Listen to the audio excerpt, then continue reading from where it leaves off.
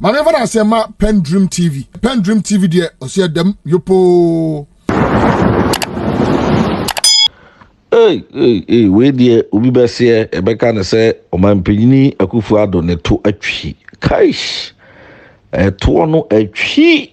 Che say aye dija omanpanyini Akuffo Addo ona ne na dapa eda apaso a che say e horo ni ogye ne ho ba bia enje ese bone ewo hoi ensuma udididi a dakro nyankopon be yi hu ahata ahaban na oto adadi omanpanyini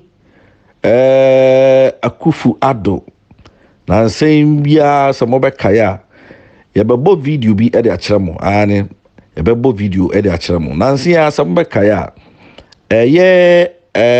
Aljazeera some trophy bi akoye investigation bi efa abranti bi efa na Ay3ka ho na Ay3ka yi obi a oye sabe beka na se frosta pa ya onam abibiman mu ena oni abibiman mu penyifo bi efa kwati kwan bi so bo oman no krono na abranti yi wo abra Aljazeera investigators yi ene na kasa no mu no ena oti hu ekiro mo se ni krofo ba kwa oni omu ye adwuma pa omanpanyini Akuffo Addo ye Ghana president na chese ne krono a wo bokese no krampo no Ghana president no ono ene ye ne lawyer sa asam to na Ghana president no ene twitwaje no kwan ya ofa so twitwaje no de wanka ye nyina so ye nim se omanpanyini wo hui owo chambers ono anka sa wo chambers wo ne lawyers a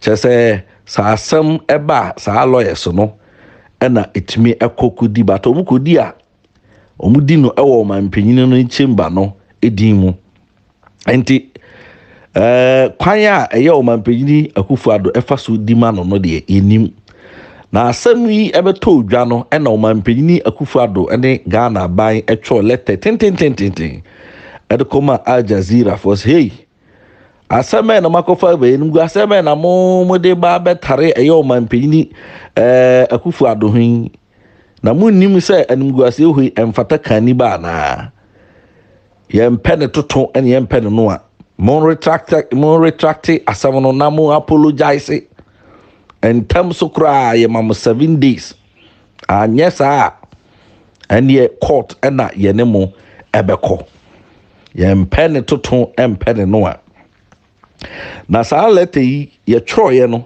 ene ye de beto dwa ene ye se asende e de akoma Aljazeera for afei obi ehwa nim se eye report no beba ya hwa report no emada Aljazeera ni CNN BBC ni especially European media houses and institutions na die say ocho letter the more within some few days I was almost reply because omo de mra ene hyehyeye ene ye adwuma adai na omanpanyin actual letter ya up to now yente ho kan yente hwi sa na me no kasa no na letter no abedi krum ha da enkrofo no reply omanpanyin Akuffo Addo ni Ghana ban a chese reply no anyo mu denti eje so omo de letter no akusi a omo mpese omo ka ho asere no ena Johnny Hughes a oye adwuma o TV3 ono so akuche letter ibi e de koma Aljazeera for say ya president atrom letter say na adentina drada munya no na momfa mu ayi bia mre Ghana man no so mo ende ya abada ya yi na no ba say na muyi na no sen o say so no so ope apology ya retracting na ya apologize but we there ye ni apology bia e de mano sa so de ye ni retraction bia no e de mano enti no ba bia ope bia no onfa asam no enko we there obi be se MPP fo an come asam go to court my enko na yenko tie information no said ye kwanya TV3 for fast so kunya letter yanko na yanko team na wankasa hu said asam na esukuam na ansa na message say obe subscribe to PENDREAM TV me pacho aha PENDREAM TV bombode so be subscribe to this channel so na bia ye be bia no uni ho oba YouTube pe obi hu say eda ho na so anya bi ahwe yanko na yanko hwe tape no emra. Yesterday, I mentioned to you about some correspondence that the investigative team of JohniesBite had with Aljazeera, an email that we sent to them regarding a letter that we had cited on the 25th of April, where the president was talking tough through his executive secretary, Nana Bedeto Asante, had written to Aljazeera requesting for a retraction and apology. And you know, on social media, they're saying that if you had been a Ghanaian media, would have caved in because one manager would have called the other. Everybody, government has called it. Hey, why did you do that? And then they would have withdrawn. Obroni says, I won't retract and I won't apologize. And in that document, that letter, the presence of a certain tweet by one of the president's lawyers, Lawyer Koesuma, found presence in it. Spurious, that's the word. The word means fake or false. Al Jazeera said they have written back to the presidency to suggest to them that we have actually paid attention to everything. They have corrected portions of that the letter that they wrote, and they have clarified, corrected and clarified. CC, corrected and clarified. Those are the two things. So when we saw that response, we put it out there yesterday. And now you have other media say, oh, we also have written to Al Jazeera. See, the focus should not be on who wrote first and who didn't write first. We wrote on Sunday after 6 p.m. Sunday, 3 days prior to Press Freedom Day. And then we got a response on Press Freedom Day around 4 p.m. The question is about who wrote first and who didn't write, because after all, we put the email up there, so anybody can write. That's the truth. But the focus should be on demanding from government the real answers. It's not about theft, war, and whatever it is. And that's the focus the media has lost over the times. A matter comes up, everybody wants to be first, everybody wants to be seen as superior, everybody wants, and then the main issues get flushed down the toilet. They get flushed down the drain. So we wrote this letter. They gave us this response that they have written and responded to the President of the Republic, correcting some of parts of its content and clarifying various points that were raised. What were the points? The point that there's a 100 million deal that the president is a beneficiary of. The president, the point that the president represented Matthias Alista. The point that many other shady things have been done, even from the presidency, had been mentioned in the letter. They were given 7 days. This was their response, that we have responded to the letter from the President of the Republic of Ghana, correcting some of its contents and clarifying various points. Prior to the publication of Gold Mafia, we wrote to the President outlining the claims made by Alistair Matthias. The President's response appears near the end of the documentary. I showed you all of that. Now, I saw on social media and also heard on certain media how certain assigns of the government and communicators were trying to turn it around and trying to, they say, oh, so when Sami Jeffy said the Al Jazeera has not received the letter, they should come and see the letter has been received, blah blah blah blah blah. That's fine, but the fundamental thing is that the Jubilee House has been completely silent on telling us what is contained in the response, if they have received the response at all. 1. 2.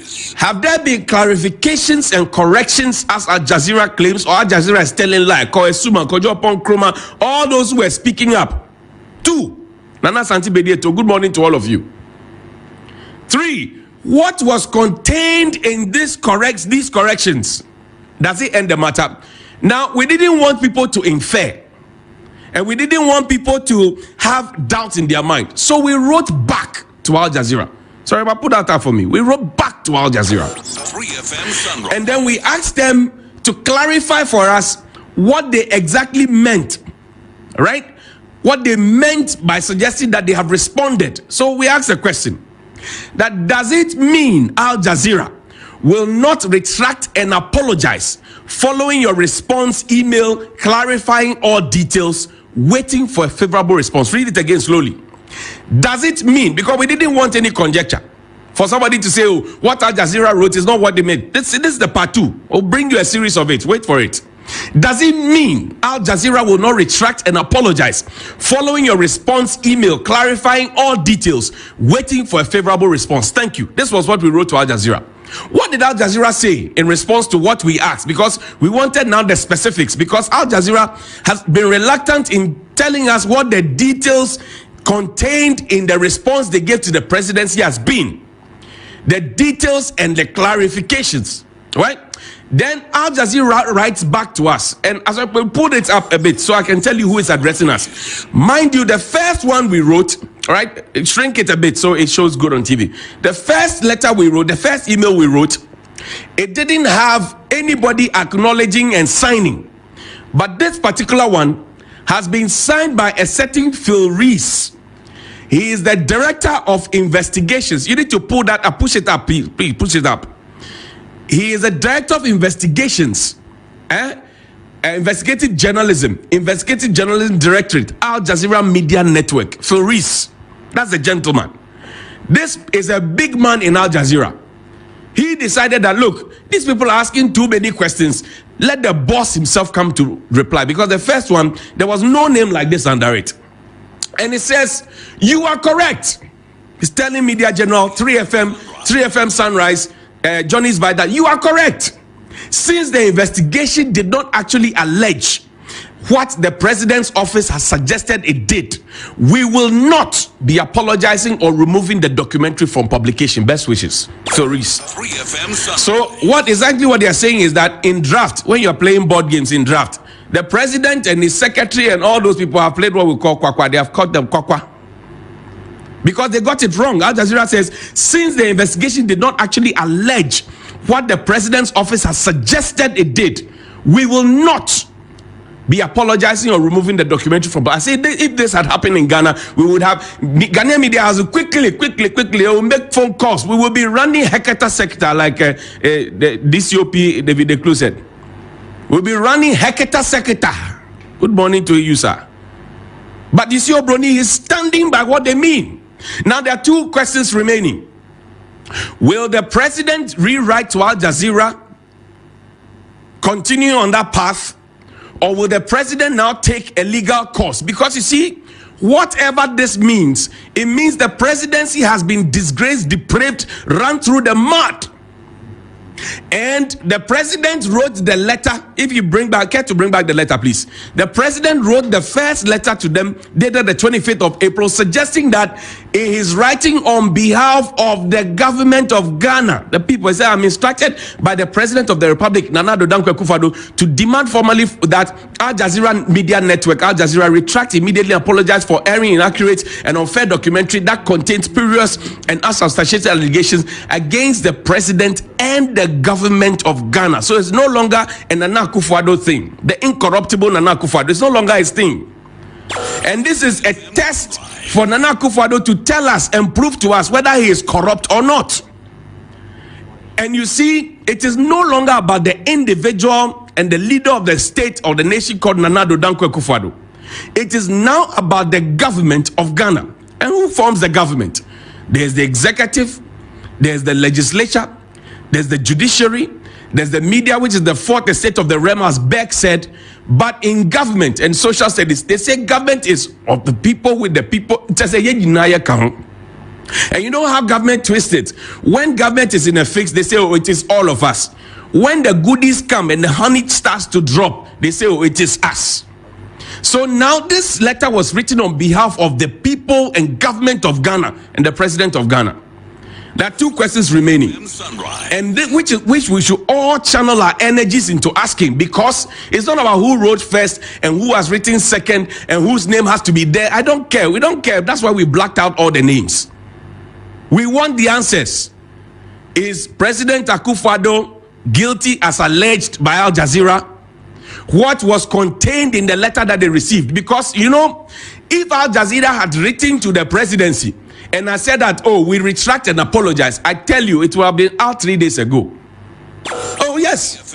If Aljazeera had written and said, we retract and apologize, we are sorry, Mr. President, we are sorry, people of Ghana, the government would have put it out and widely circulated it. But the government is behaving like that student who goes to write WASI or BEC, fails Poto. When they come home, everybody is jubilating about their results, but they are quiet. They say, I'm a child of God. Mr. President, you have to tell us, because you are serving us, what is contained in the letter that you received from Aljazeera.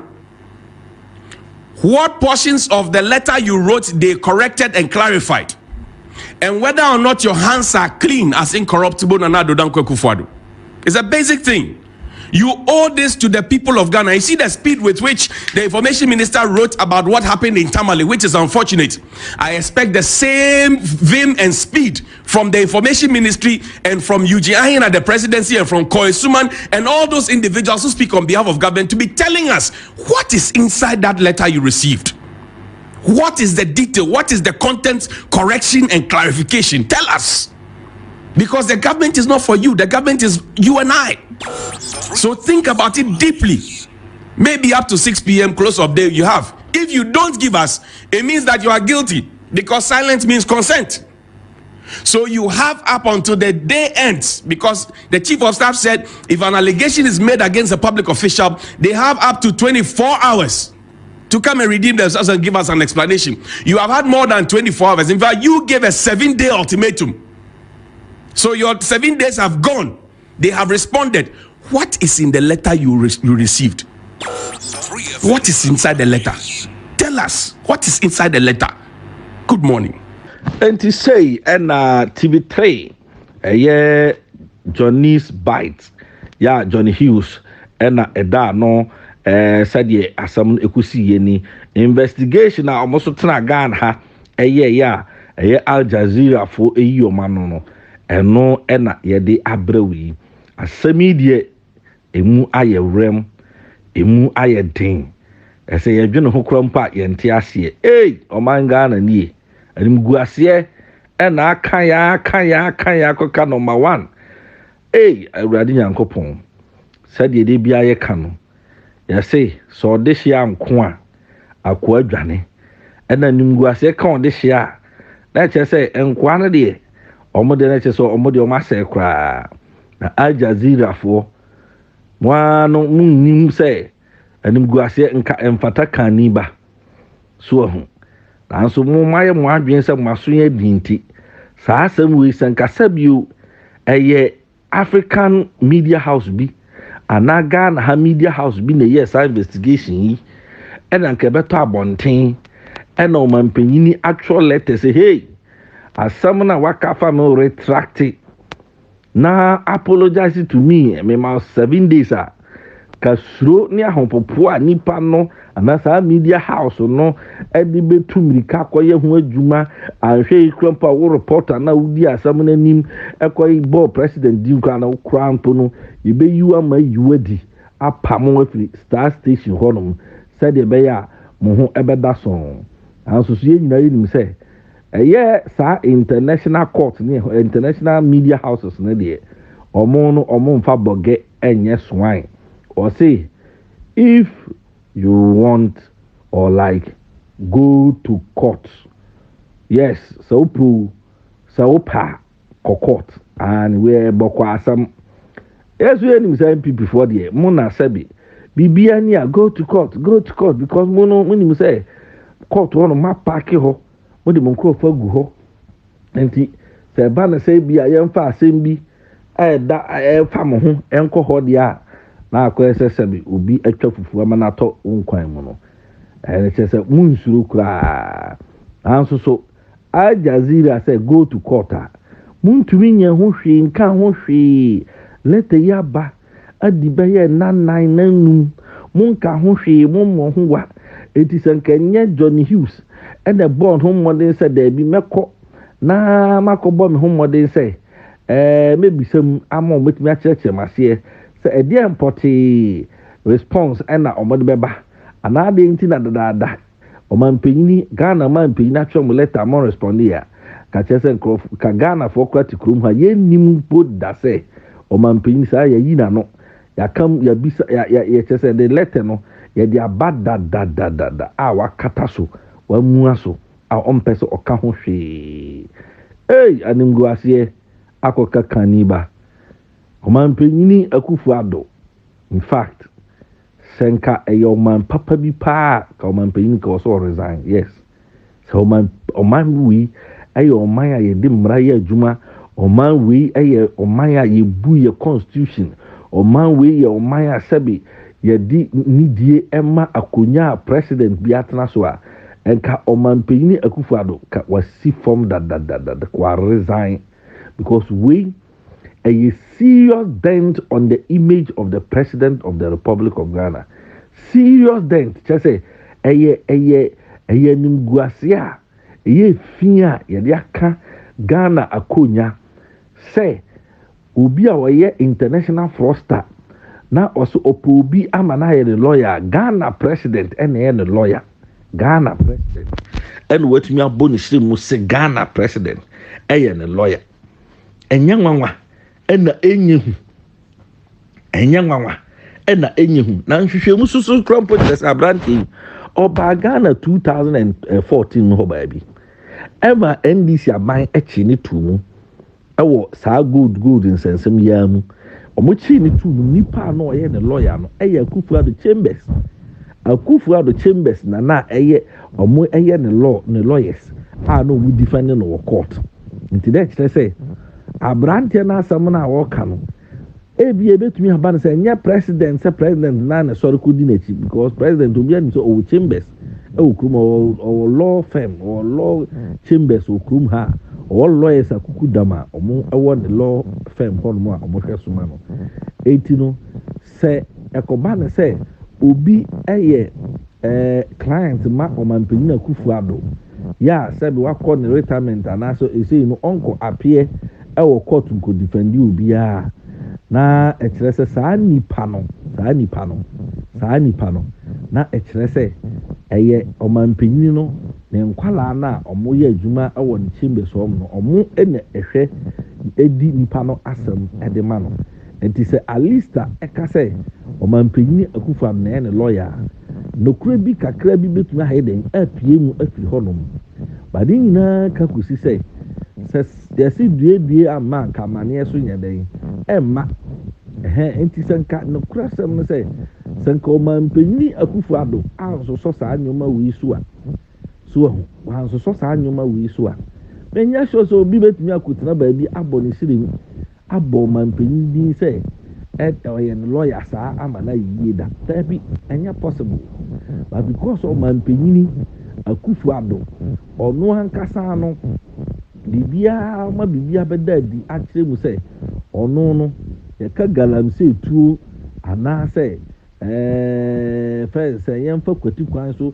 ndwi Ghana minerals no bi ɛmfa nka amɔnani na yɛnkɔpɛ ho sika ni a ɔka ho bia saa nneɛma nyinaa no nka nya ade a ebitumi asisi anaa yɛbɛtete ɛde afa ɔmanpanyin Akuffo Addo ho nyinaa yɛnim sɛ ɛyɛ proposal Frimpong Boateng kwa report ɔde baeɛ no indict ɔmanpanyin nankasa ne office hɔnom kyerɛ mu a kyerɛ sɛ nkurɔfoɔ ɛbɛn no nkurɔfoɔ ɔne ɔmo nenam nyinaa wɔsi they are involved in this galamsey menace a kyerɛ sɛ nsɛm ɔmanpanyin nam abɔnten a wɔkeka na I want to end galamsey na hwan fa nkosi nyinaa no ɔmanpanyin na ne ho nkurɔfoɔ de etu a ɔyɛ aware because there is a report a kɔda n'anim for over 2 years a kyerɛ sɛ he is privy to nkurɔfoɔ a ɛyɛ saa adwuma no but ɔmanpanyin ayi n'anim aso ebetumi aba ne sɛ ɔmanpanyin is enjoying some incentives in the works of nkurɔfoɔ na ɛne ne nam no anaasɛ deɛ bɛn deɛ mpaa nti na ɛwɔ sɛ ɔmanpanyin ehu saa nokora wei ɛfa adwuma a amanfoɔ di ɔman na ɔmanpanyin Akuffo Addo betumi ayi n'ani ya ɔnka ho hwee ɔmmɔ ho wa ɔnto ho ntosuo na obegyae ama n'akɔtra saa yɛdeɛ some petting some careful. Said ye Johnny's Hughes. Any TV3 for Eddie Sassicus BP or JohniesBite so and no Enna PENDREAM TV Akuffo Eddie Abramo. The best must say mobile subscribe to this channel. Abua ama yen someone you bet me I can hide now. Let me Eddie.